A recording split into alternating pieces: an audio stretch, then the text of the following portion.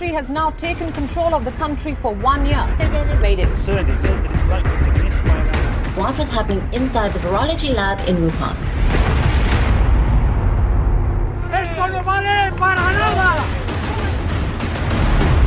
One ship was able to freeze global trade. We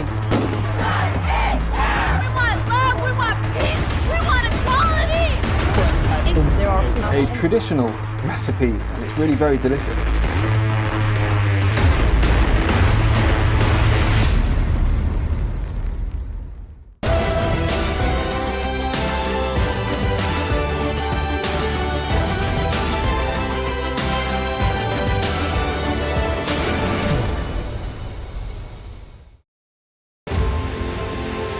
It's code red for humanity. The alarm bells are deafening. Wildfires, floods, and hurricanes. Extreme climate events warn of impending doom. Is the world heading towards a climate catastrophe? Watch WION's Climate Tracker weekdays at 12 p.m. GMT, 5:30 p.m. IST.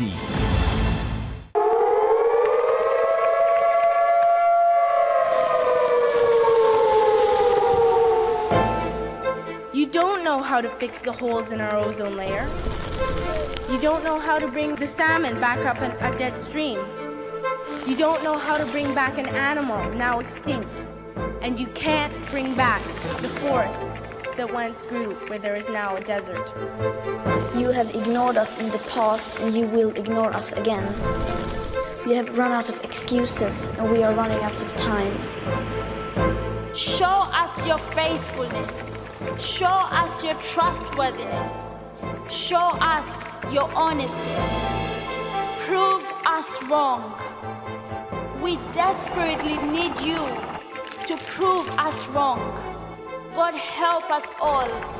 If you fail to prove us wrong, God help us.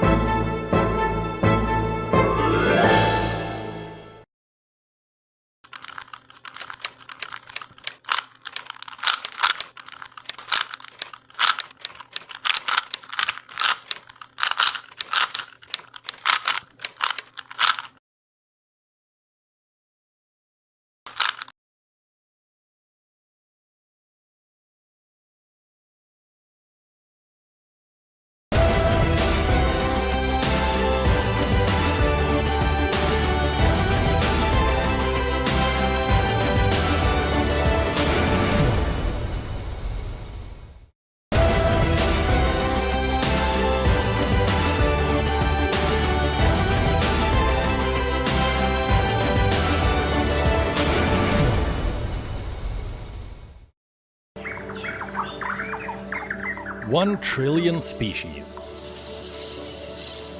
7.8 billion humans.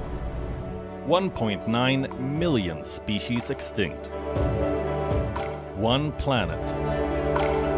Where are we heading? What should we do? Watch Climate Tracker, only on WION. World is one.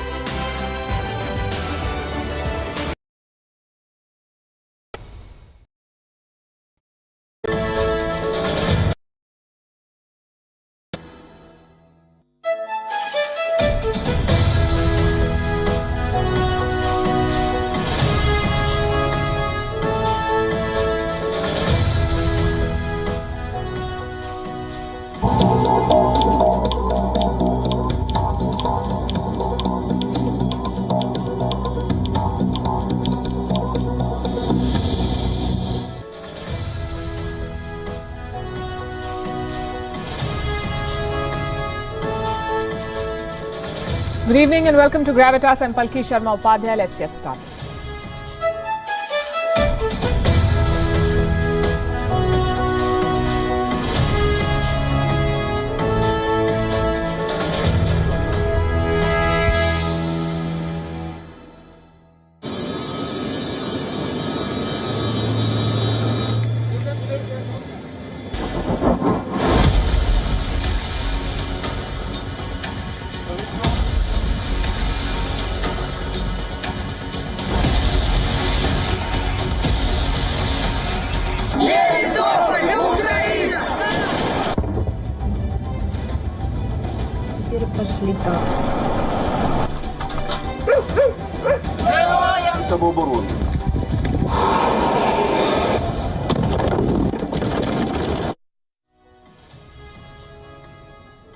Are Indians and Indian students being used as human shields in Ukraine? This headline has dominated the news cycle in the last 24 hours. Russia made this claim soon after Prime Minister Modi of India spoke with Russian President Vladimir Putin.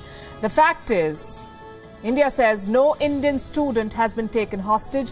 India's evacuation mission is gaining momentum. But the panic remains, the fear remains. The conflict in Ukraine is intensifying on all levels, from the battleground to the airways. The Russian invasion is entering a dangerous phase. In the last 24 hours, the fighting has escalated. Major urban centers of Ukraine are under siege as we speak. Ukraine's biggest nuclear plant is now surrounded. The global community is worried. What if the Russians fire at a nuclear reactor by mistake? It's very much possible. The consequences will be dire. Tonight on Gravitas, we bring you all the updates from all the major centers on this conflict that we are tracking.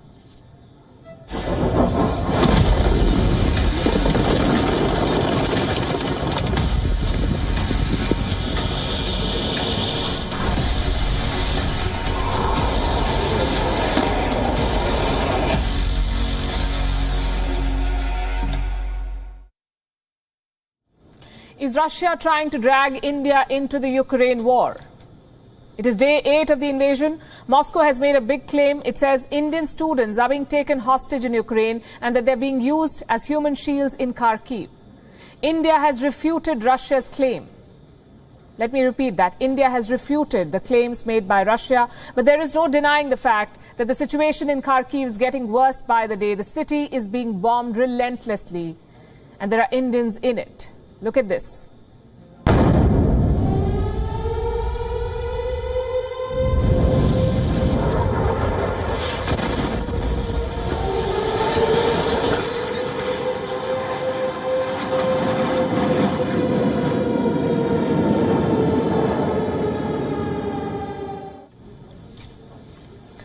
This is what Kharkiv looks like. Russian paratroopers have landed in the city. There are growing fears that Russian forces might execute a violent takeover. India is concerned. An advisory issued yesterday said all Indians must leave Kharkiv immediately. But leaving is not going to be easy, given the continuous attacks. Prime Minister Narendra Modi spoke with Russian President Vladimir Putin again. India is pushing for an urgent evacuation and a safe corridor for its people. Russia said it would help. Next thing you know, Moscow has released a statement. And the statement made some big claims. It said Russia was setting up a humanitarian corridor, but what comes next is disturbing. Let me quote from the Russian statement. This is what it says. According to the latest information, these students are actually taken hostage by the Ukrainian security forces, who use them as human shields and in every possible way prevent them from leaving for Russian territory. Responsibility in this case lies entirely with the Kiev authorities. And this was not all. A Russian military spokesperson released another statement. This is what it said. Ukrainian authorities are forcibly keeping a large group of Indian students in Kharkiv. Ukraine was quick to deny this. Kiev said it was Russia that was holding the students hostage. I'm going to quote from the Ukrainian statement too. This is what they said. There are students from India, Pakistan, China and other countries who cannot leave because of the indiscriminate shelling and barbaric style strikes by the Russian armed forces. We urgently call on these governments to demand from Moscow that it allows the opening of a humanitarian corridor to other Ukrainian cities. This is classic blame game. Russia says Ukraine is taking students hostage. Ukraine says Russia is blocking evacuations. Finally, this morning, the government of India spoke again, and India refuted Russia's claims. India said it has not received any report of students being taken hostage and that many students, in fact, have left Kharkiv yesterday. Special trains transported these students out of the war zone. India thanked the Ukrainian government for those arrangements. The Ukrainian government. Interestingly and significantly, there was no mention of Russia in the Indian statement. So were Moscow's claims just propaganda? Why is there no humanitarian corridor yet? Have Indian students become pawns in this game of one-upmanship? These students and their families deserve better. Imagine the horror of the families, of the parents, when they hear claims of students being taken hostage. They're already living through their worst nightmare. Many students were forced to move to Soviet-era bunkers when the war began. Bunkers that have no supply, no steady supply of food or water. So you see, there is no one to protect them. Yesterday, the Indian embassy in Kiev asked students to leave on foot from Kharkiv. They were asked to walk up to 16 kilometers for their safety. Hundreds of students made that journey. They had no other option. Thankfully, they came out safe, but it was a huge risk. Students walking to borders in the midst of bombing and shelling. As of Tuesday, 8,000 students were still in Ukraine. 12,000 Indians have returned. Just today, close to 800 Indians returned home. They were brought back by the Indian Air Force in 4 C-17 Globemaster aircraft. Government agencies are working on their evacuation, but remember, this is a war. There are no perfect plans. There are no predictable outcomes. The least we can do is not spread panic by hyping unsubstantiated claims. For the moment, we look at the situation on the ground. It is day 8 of the Ukraine war, and here's all that's happened since our last broadcast 24 hours ago. We start with Kiev. At least 3 massive explosions were heard in the capital. They triggered air raid sirens, which blared through the night. An explosion was also reported in a railway station. Women and children were leaving Kiev when the station was struck.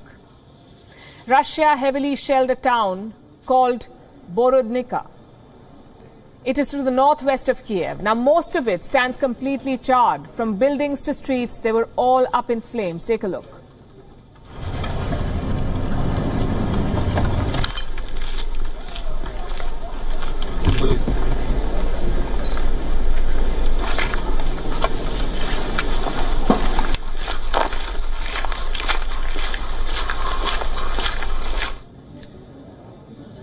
This is a place called Bucha. Again, not too far from Kiev. What you see is the aftermath of Russian airstrikes. I'll show you another village near Kiev. This one's called Gorenka. The capital and its adjacent towns were not the only ones shelled in the last 24 hours. Lviv, Zhytomyr, Frankivsk, Chernihiv, Odessa, Mariupol, Kherson and Kharkiv. They've all come under fresh attacks.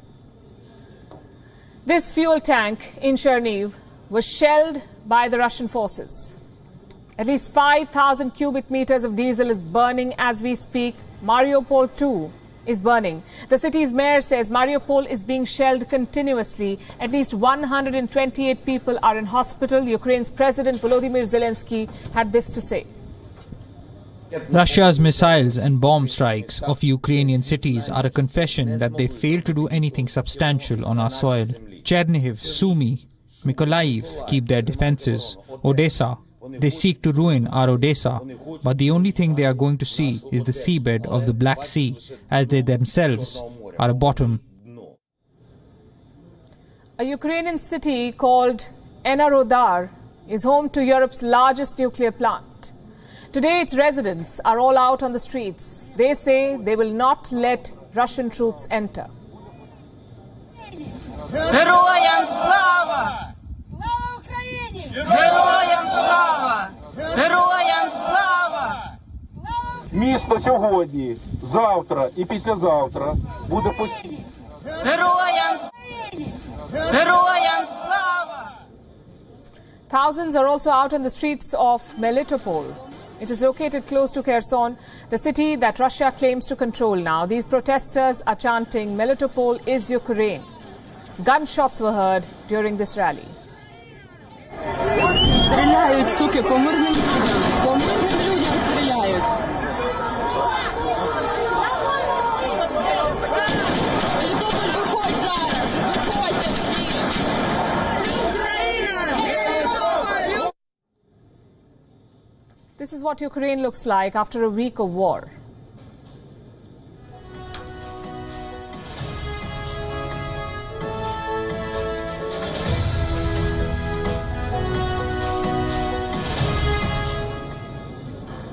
Now let's tell you how Russia sees this war. The Kremlin has published images and videos of its quote-unquote special military operation. That's what they're calling it, not war, special military operation. In a first, Russia has also come up with casualty numbers. The Kremlin says 498 Russian troops have been killed in the war. At least 1,600 have been wounded. Ukraine says the number is much higher. As for Ukrainian soldiers, at least 2,800 casualties, nearly 4,000 wounded. A church in Lviv held a memorial service for the fallen soldiers. It is also collecting donation for those still on the front line.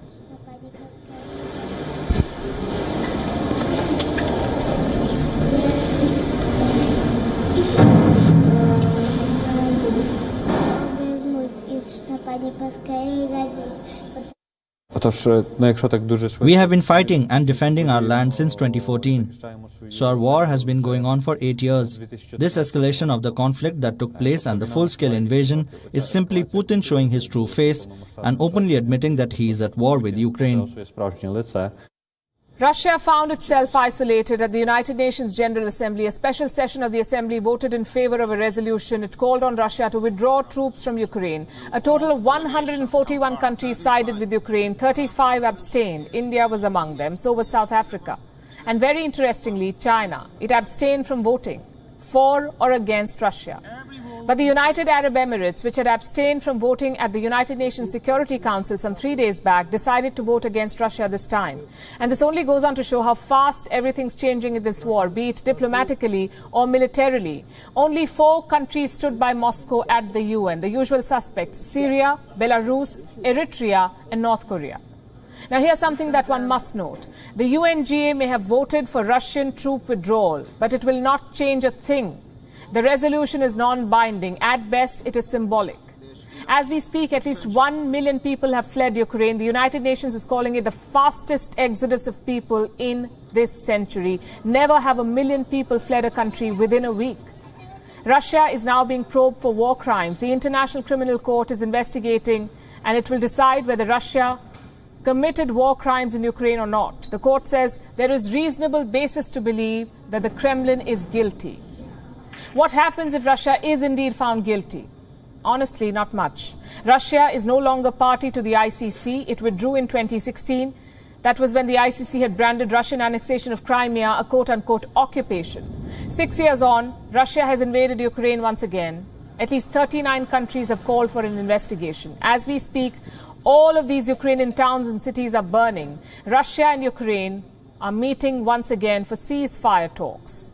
They're happening in Belarus, just like the last time. And just like the last time, not very much is expected to come out of these talks. So here's a question. Could this war end in nuclear disaster? Not the kind you're thinking about. I'm talking about a nuclear accident, perhaps an attack on power plants or a leak from a nuclear reactor. In Ukraine, this is a real risk. And I will tell you why. There are 4 nuclear power plants in Ukraine. Together, they operate 15 reactors. Almost 52% of Ukraine's electricity comes from these plants. For any invader, these reactors are a target. You capture them, you plunge Ukraine into darkness. But a nuclear plant is not an ordinary strategic asset. It's not like a port or a highway. You can't just drop bombs on it or march your soldiers in. Nuclear plants are a high-risk target. One wrong move, one inaccurate strike, and you could unleash a massive nuclear tragedy. So naturally, Ukraine is worried. Russia has already captured one high-risk target, the Chernobyl exclusion zone. The whole area is now under Russian control. Ukraine says radiation levels are spiking, but experts say a nuclear disaster is highly unlikely. After all, the plant is defunct. The bigger worry is down south. The Zaporizhzhia nuclear power plant. It is home to 6 reactors. It is the 10th largest nuclear plant in the world, and right now it is on Russia's radar. Their troops have already encircled the city. The question is, how will they enter? These are pictures from the outskirts of the nuclear plant. This is what Russia will have to overcome, a human barricade. Hundreds of residents, including the plant workers, have blocked roads leading into the city. I'm grateful and amazed at the courage and heroism of our residents, who went out without weapons and built a human chain with a length of more than a kilometer and did not let enemy equipment and the enemy into the city.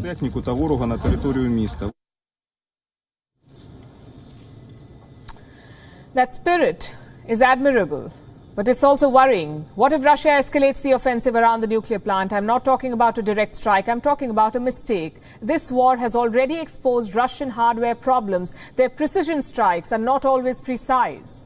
So what's the solution?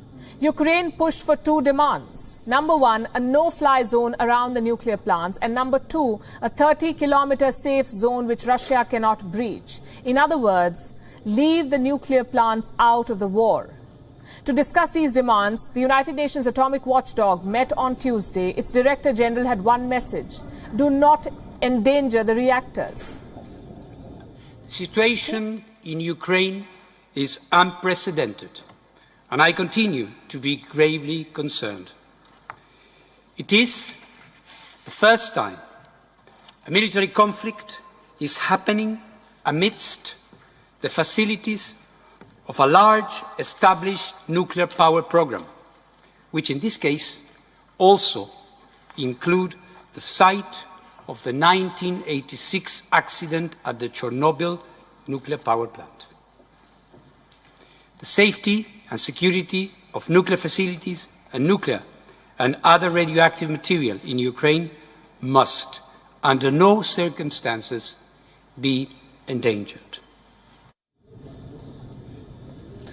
Statements done. The next agenda was to pass a resolution. Now, this is a sensitive subject. The International Atomic Energy Agency has a very narrow mandate. Only nuclear affairs. Politics and power plays are not their business. But today, the agency made an exception. Their resolution makes 2 political statements. Number 1, a condemnation of Russia's invasion. And number 2, a Russian pullback from all nuclear sites. What does that mean? A, they must vacate Chernobyl, and B, they must not target other nuclear plants. Now, technically, this resolution is not binding. Russia can still take over Ukrainian nuclear plants. Having said that, it's another diplomatic blow for them. Here's how Russia's ambassador to the IAEA responded. And I'm quoting from that statement: the Board of Governors resolution on nuclear security in Ukraine contains intentional, politically motivated lies and mistakes. We asked 3 times to provide concrete facts in this regard. Total silence in response. This is what Russia says. Of course, Russia is livid. But here's a bigger question. We have seen wars before. We have seen airstrikes on strategic assets before. Why has this one triggered a nuclear concern? For starters, Ukraine's dependence on nuclear energy, 15 reactors, is a lot. No other war in history has been fought in a region so reliant on nuclear energy. Secondly, these are all old reactors. Most of them date back to the 1980s, and we do not know how secure these facilities are or whether they can withstand attacks. One big worry is the cooling system. To keep it running, you need 24/7 electricity. But what if Russia unplugs the power grid? What if an airstrike cuts off electricity? Worst case scenario, it could be another Fukushima. So when we talk about the nuclear threat, this angle must be considered. 2 Ukrainian nuclear plants are in the middle of the war zone. The other 2 are in the northwest, still mostly isolated from the fighting. There are 100 reasons why Russia should stop this war. This nuclear risk is another one. To discuss this and more, I'm joined by my colleagues, our correspondents from the 3 capitals, among the many that are shaping this conflict. Nick Harper from Washington, D.C., Laura Makin-Isherwood from London, and Rosie Burchard from Brussels. Thank you all for joining me here. Let's start with you, Nick. America has sent additional troops to Europe. What can you tell us about their mission?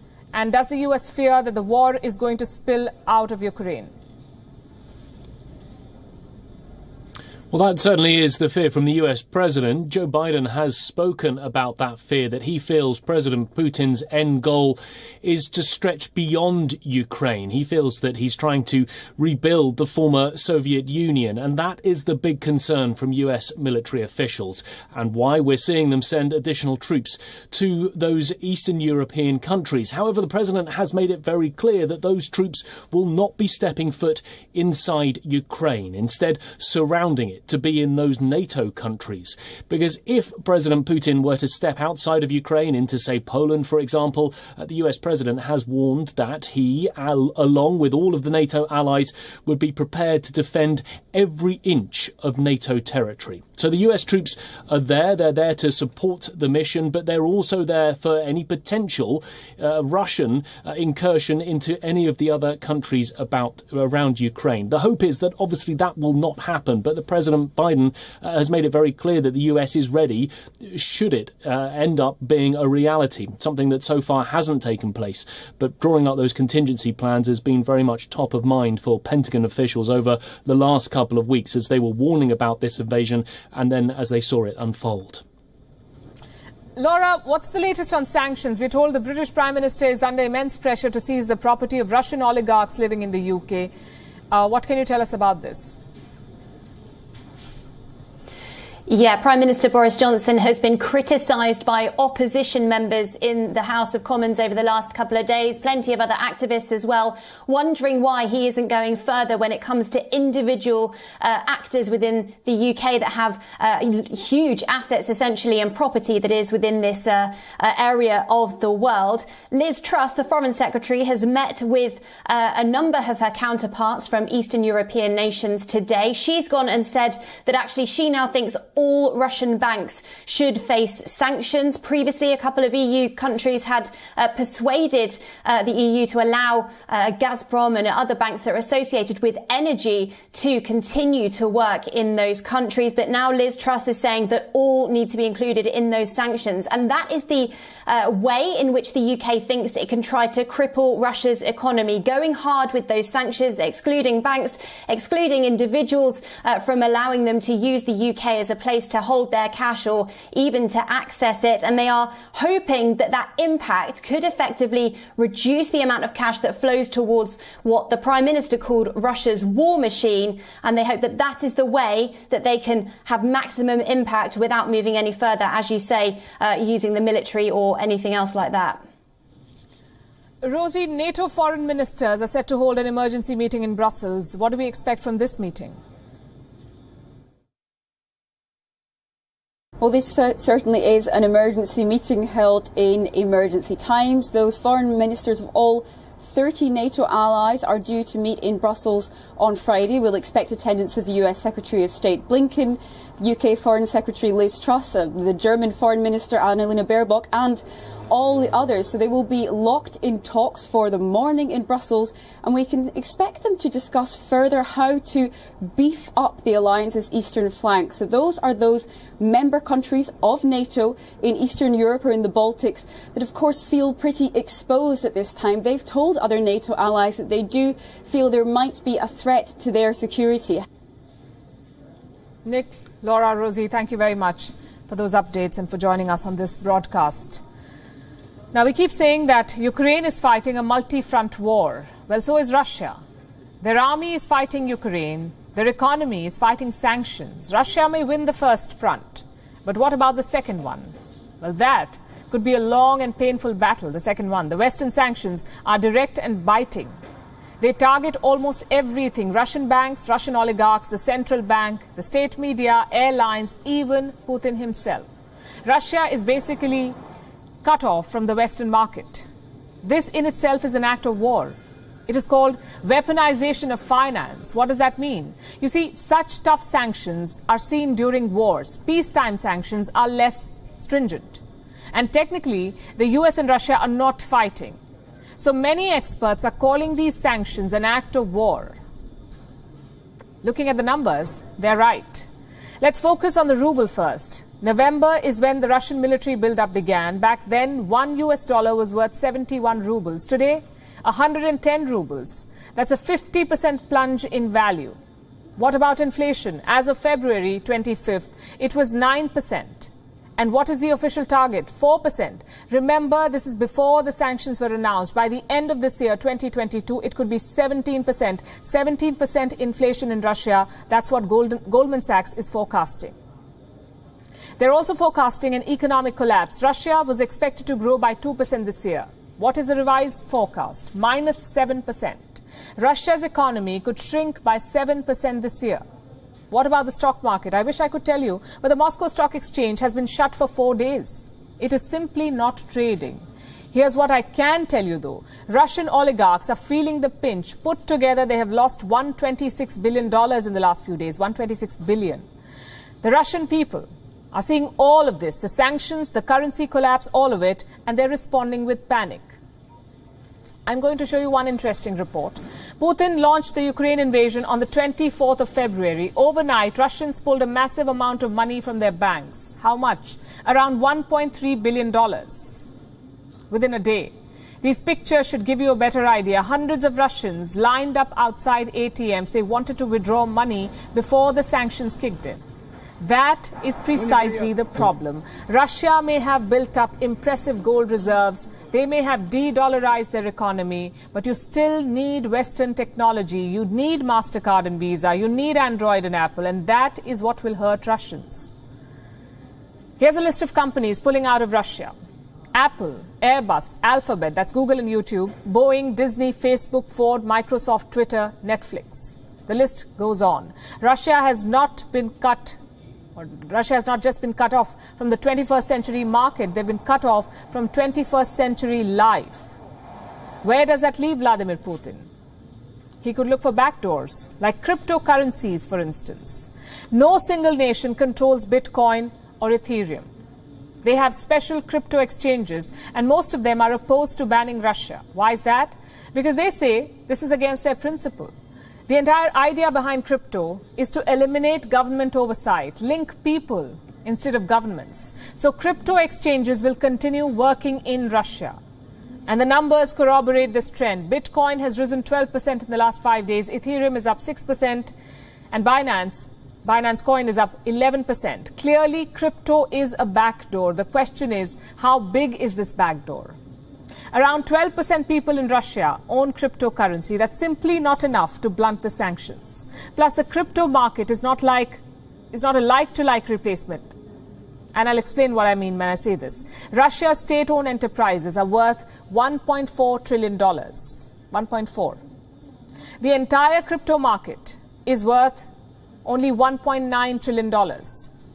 It is not large enough to sustain a country like Russia. And this will worry Vladimir Putin. It should worry him.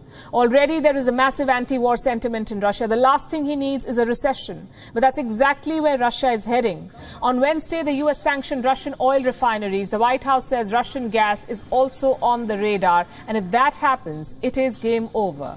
You see, America too launched long and painful invasions. They fought for years in Afghanistan and Iraq. But there is a key difference. They had multinational coalitions supporting them. They had no sanctions to worry about. Russia has no partners and all the sanctions. Like I said, Putin may conquer Ukraine, but the war could leave Russia broke and restive.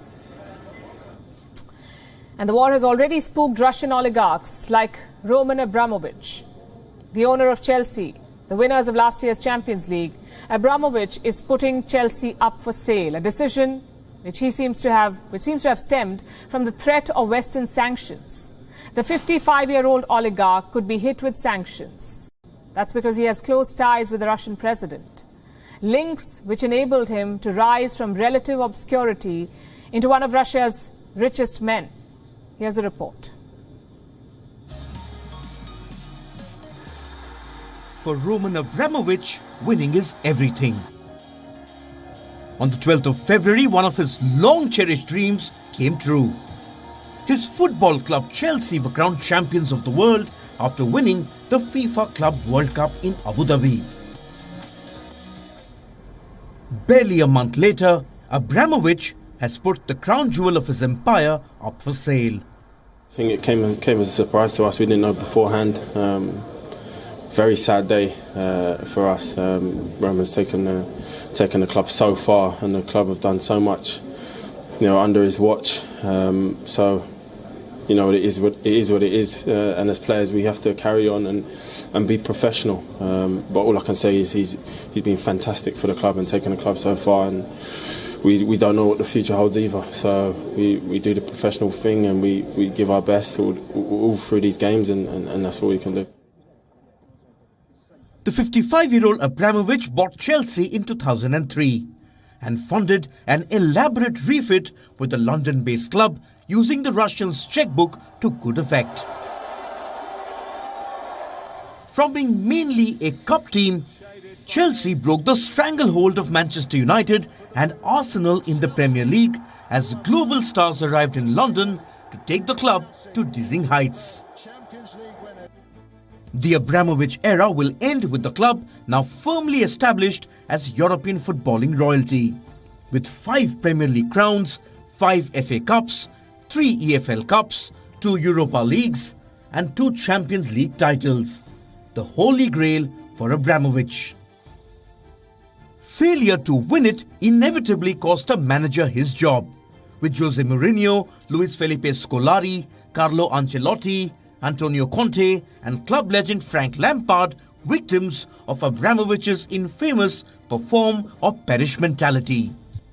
Had an amazing time at Chelsea. If I say it that you take as you find, I can only be very thankful that I was in a period of the club which Roman Abramovich came into and changed the face of it, and on a football level we were very successful. And as I say, take as you find, I had absolute support in my time as a player and as a manager for what anyone wants to think from the outside. Abramovich lost both his parents by the time he was 4 and was brought up by relatives. His rags to riches story has parallels with many other Russian oligarchs who profited from the breakup of the Soviet Union. He worked as a mechanic, sold dolls and gradually expanded his business. A controversial acquisition of oil firm Sibneft in 1995 catapulted him into the big league, and today his assets are valued around the $14 billion mark. His money brought him close to then Russian President Boris Yeltsin and then his successor Vladimir Putin. It's an association that Abramovich has not been able to shake off despite recent denials.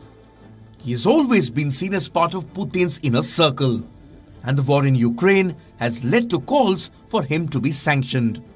Mr. Speaker, Roman Abramovich is the owner of Chelsea Football Club and various other high-value assets in the United Kingdom. He's a person of interest to the Home Office because of his links to the Russian state and his public association with corrupt activity and practices. Last week, the Prime Minister said that Abramovich is facing sanctions. He later corrected the record to say that he isn't. Well, why on earth isn't he?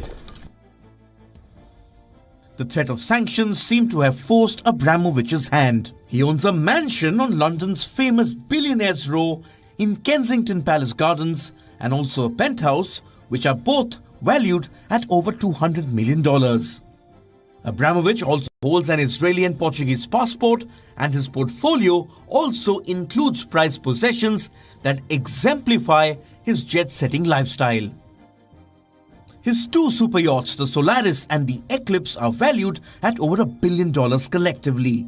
And he recently acquired a 50-seater private jet for close to $350 million.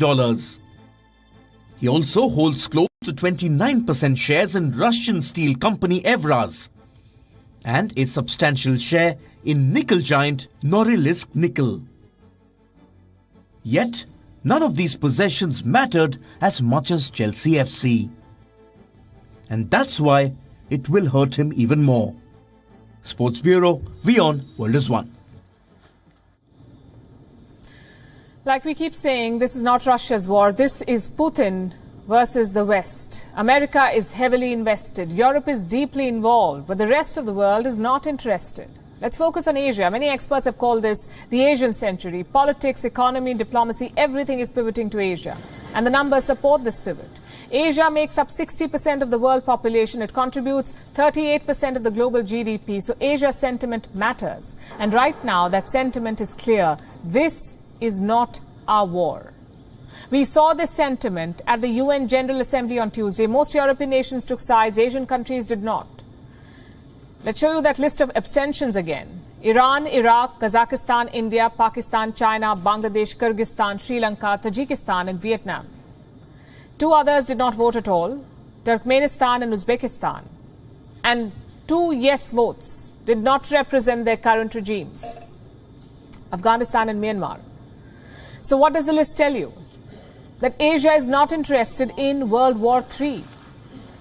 All this talk of Cold War 2.0, all this talk of picking sides, the fact is Asia has other business in mind.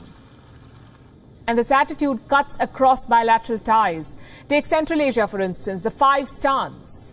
All of them have close ties with Russia, but not one of them voted in favor of Russia, not even Kazakhstan. Do you remember what happened there in January? There were massive anti-government protests in Kazakhstan. Putin deployed Russian soldiers to restore order, yet they voted against him. Same with American partners. India has consistently refused to pick sides in this war. So has ASEAN member Vietnam. The only Asian countries that backed this resolution were the ones that did not really have an option. Countries like Saudi Arabia, Israel, the UAE, Japan, and the ASEAN states. These countries need US military and economic help, so obviously they had to show support. But that support only extends to the United Nations. Outside the UN, it's every country for itself. Washington wants Saudi Arabia to stabilize oil prices. They want OPEC to increase production, but so far Riyadh has refused. Israel did not co-sponsor a resolution against Russia at the United Nations Security Council. That resolution would have been binding. So Israel did not co-sponsor it. This time, at the UN General Assembly, they did. What about the UAE? A similar strategy. They abstained in the United Nations Security Council but voted in favor at the UNGA. Then you have Japan and ASEAN. Both groups need US military support. Both groups face joint aggression by Russia and China. So naturally, they voted in favor. Japan may be an exception, but ASEAN is not. Their foreign ministers released a joint statement today. It says the ministers are deeply troubled. It also calls for a ceasefire, but guess what it does not say? Russia.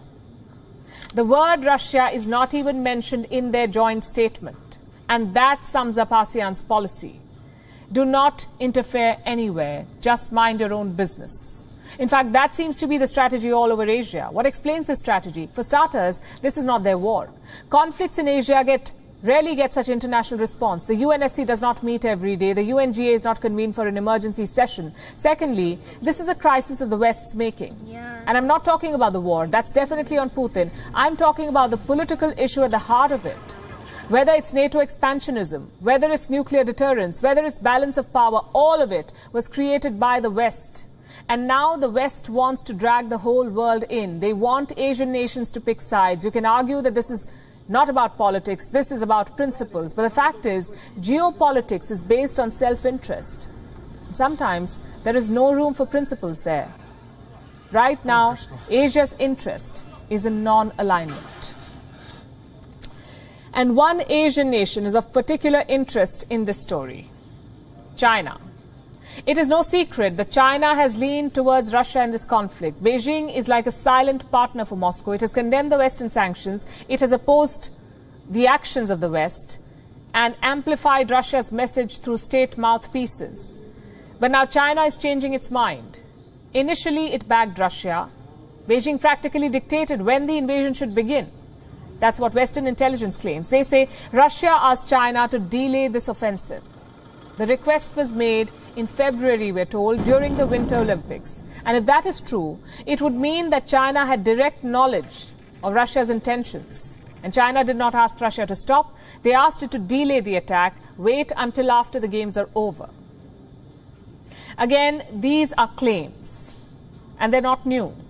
Many reports had predicted an invasion after the game so that the war does not overshadow Xi Jinping's big moment. Vladimir Putin was perhaps the most high-profile guest for the Winter Games. He met with Chinese President Xi Jinping. A statement followed. Beijing offered its full support to Moscow. It declared the China-Russia partnership had quote-unquote no limits. The statement was loud and clear. China had blessed Russian military actions in Ukraine. That's what it meant then. But Beijing now seems to be regretting that decision. 5 developments indicate that China has had a rethink. Number one, Chinese banks have restricted financing for Russian commodities. This decision was taken on the second day of the invasion. Two state-owned banks have imposed curbs: the Bank of China and the Industrial and Commercial Bank of China. They have refused to offer financing to buy Russian exports. Russian coal suppliers have been affected. Chinese power plants and steel makers are now looking for other suppliers. Seems like the sanctions have forced China to cut back on their dealings with Russia. China is also pulling back diplomatic support, and that's development number two. Chinese Foreign Minister Wang Yi has signaled a shift. A statement came out of Beijing last week. This is after Wang Yi spoke to European and French officials. They discussed Ukraine. Instead of supporting Russian military actions this time, China suddenly called for peace. It called for de-escalation and a negotiated truce between Ukraine and Russia. Then the Chinese president called up Vladimir Putin. He asked him to negotiate with Ukraine, and this happened 6 days ago. So far, the Russian president seems to have not paid heed to that advice. Beijing sent more signals to Moscow. Development number three. At the Security Council, it refused to use its veto power. It chose to abstain when an anti-Russia resolution came up. Moscow ended up killing the resolution with its veto power, but the lack of Chinese support embarrassed Russia. Reports say the vote on this resolution was delayed for 2 hours. Why? Because the United States was negotiating with China. America did not get China's support for the resolution, but it did manage to get Beijing to abstain. And more embarrassment, by the way, was in store for Moscow. Development number four, China is now openly criticizing the Russian invasion. On the 28th of February, a statement was issued by the Chinese Foreign Ministry. Allow me to read that for you. This is what the Chinese statement says. No country should unscrupulously damage other countries' sovereignty and security in the pursuit of its own absolutely military advantage and absolute security. China is following up those words with actions. Development number five, Beijing is not helping Moscow. No assistance so far to evade Western sanctions. China could have helped. It has its own financial systems that can push through Russian transactions. But for now, China is not giving any lifelines to Russia. It seems like the China-Russia partnership does have its limits after all. What made Beijing change its mind? Why has China withdrawn support to Russia? It has not offered any explanation, but that's besides the point right now. The headline is, China is not completely in Russia's camp. Now, they say that when the rich wage wars, it's the poor who die. When weapons speak, civilians pay the price. And the situation in Ukraine is a grim reminder of these realities. Civilians are no doubt paying the highest price for this war. They've lost families, they've lost their homes. Some have even been forced to change their citizenship. But what about those waging this war, the soldiers on the ground sent to fight their neighbors in the name of protecting national honor with no choice but to obey orders? What kind of moral price do they pay for these acts? Do they even want this war? I ask these questions because we came across a video today. It's of a Russian soldier, we are told, captured on the battlefield. His Ukrainian captors say they showed him mercy and allowed him to make a phone call home. This is what the young man told his family. Я могу сказать одно, я не понимаю, вот нахера все это было сказано нам, то, что нам говорили там в России.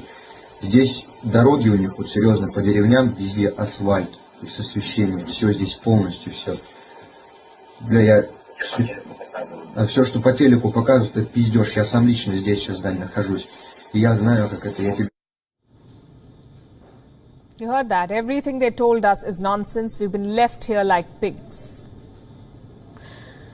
Well, this man was in captivity, so you have to take that video with a pinch of salt. Let me show you another one. Another prisoner of war. He was allowed to call his home, describing the war to his mother, trying desperately to hold back tears. Все хорошо тогда. Я тебя тоже люблю. Давай. Хорошо.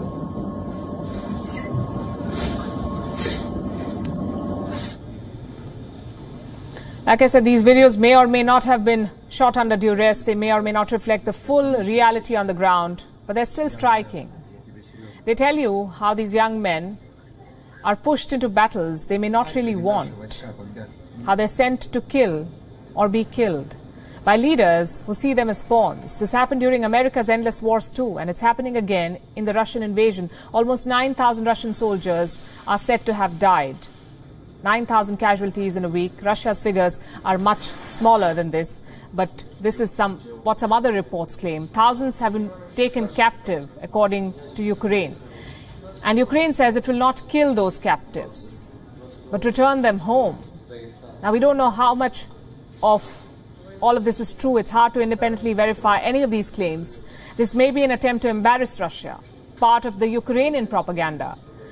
Also an attempt to undermine Russian public support for the invasion. Whatever the case may be, this is what Ukraine says it's doing, and it has set up a portal to provide details of their captives to their families. It is posting videos and photos of Russian soldiers so that their parents in Russia can identify them. And they've even urged the mothers of these captives to travel to Kiev to take their children home. Now, here's the thing. It's unclear what impact these efforts will have. It's unclear how much of this is propaganda. But the fact that Ukraine is stressing on the human cost of this war and trying to show civility during a war, as they put it, should perhaps push Moscow to reconsider how it plans to win Ukrainians over. I'm going to end with this video of a Russian soldier being fed by locals as he speaks to his mother to say that it says a lot about how both Russians and Ukrainians would be much rather at peace than at war. Наташ, все хорошо, Наташ, слышите? Все, говори, мама, говори.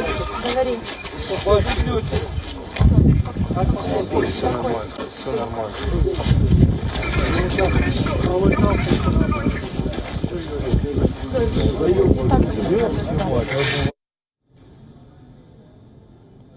And I have to say this, the source of a lot of these videos and images are from agencies, largely Western agencies. We do not have enough material on what the Russian side is saying.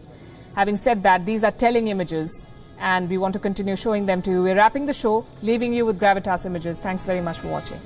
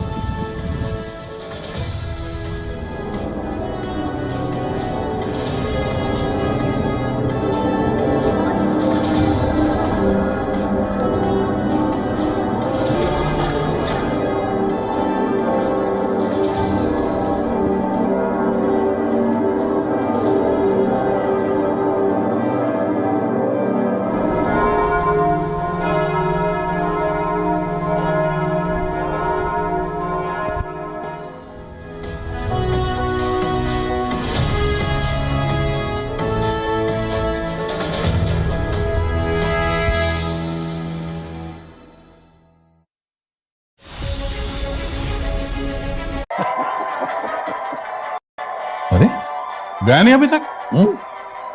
गाड़ी की service कब से due है यार? ये थोड़ी जाएंगे कहीं, ये तो गाड़ी की सर्विस करवाने के लिए कहीं जाने की जरूरत नहीं है। चिल, कोई गड़बड़ नहीं है। गो मैकेनिक पर पाए expert car services, 50 point inspection और 3 महीने की अनकंडीशनल वारंटी। डाउनलोड करें इंडिया का नंबर 1 कार सर्विसेज ऐप गो मैकेनिक। गो मैकेनिक। अरे गया नहीं अभी तक? गाड़ी की सर्विस कब से ड्यू है यार? ये थोड़ी जाएंगे कहीं, ये तो गाड़ी की सर्विस करवाने के लिए कहीं जाने की जरूरत नहीं है। चिल, कोई गड़बड़ नहीं है। गो मैकेनिक पर पाए expert car services, 50 point inspection और 3 महीने की अनकंडीशनल वारंटी। डाउनलोड करें इंडिया का number 1 car services app go mechanic. Go mechanic.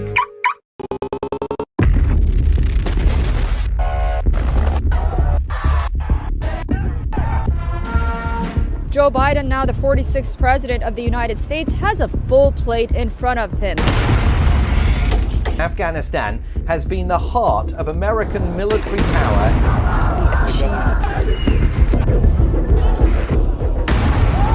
In a clear warning to China, India's military has now taken control of the country for one